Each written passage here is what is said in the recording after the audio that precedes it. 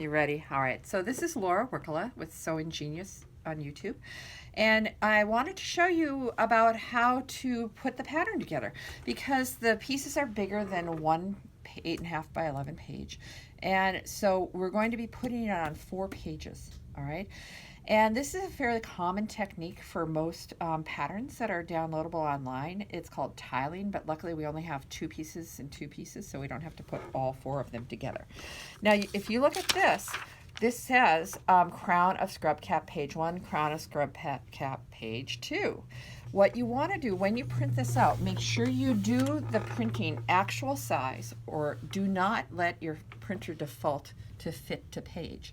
If you do fit to page, it's going to be smaller than this pattern actually is. So you want to make sure you pick 100% or actual size when you do a printer. All right. The other thing that you can, so I put this 1.5 inch square here, so you can see that it's 1.5 inches, that it was printed correctly. All right, that's what those squares are for. Now, what's going to happen is that this dotted line is going to go on top of this dotted line. Okay, so since there's a big overlap and we can't necessarily see through it, I'm just going to cut right along the dots here with the scissors on only one of the pieces of paper. Okay.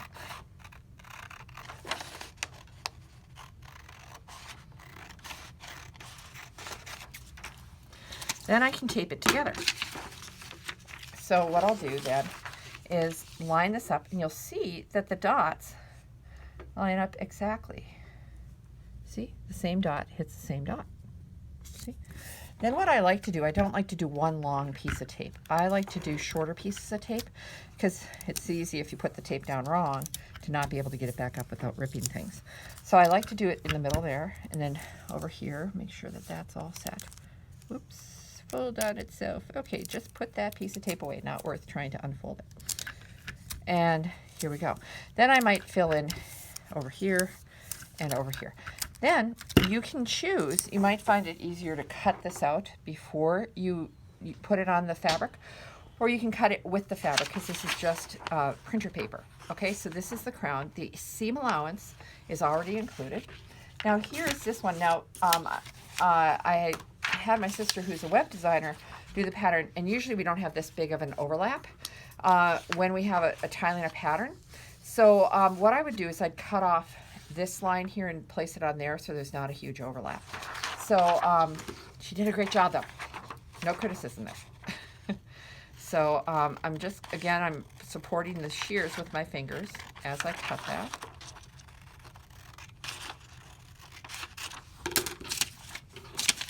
And then here you want to take again and place that. And since I included the whole box, I don't want to have like double boxes or that. I want to just put the boxes right on top of each other. And you'll find that these lines match up as well as these dots. They're in exactly the same place. She did such a great job that way.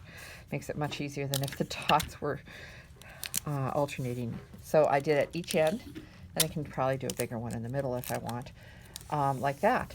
And then this right here is a fold. We're just making a couple adjustments to this pattern, and so it's going to have a couple things on it.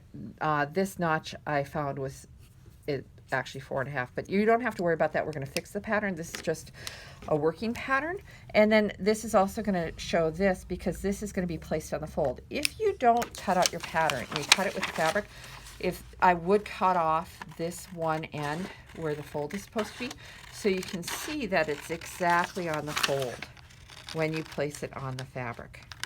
So let me just get that. So this will be placed on the fabric. Now they assume that when you fold the fabric, it's on the grain, that it's on the thread line, so that you fold it selvage to selvage, or you fold, you know, so it's on the grain.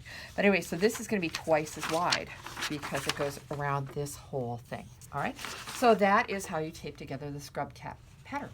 Thank you.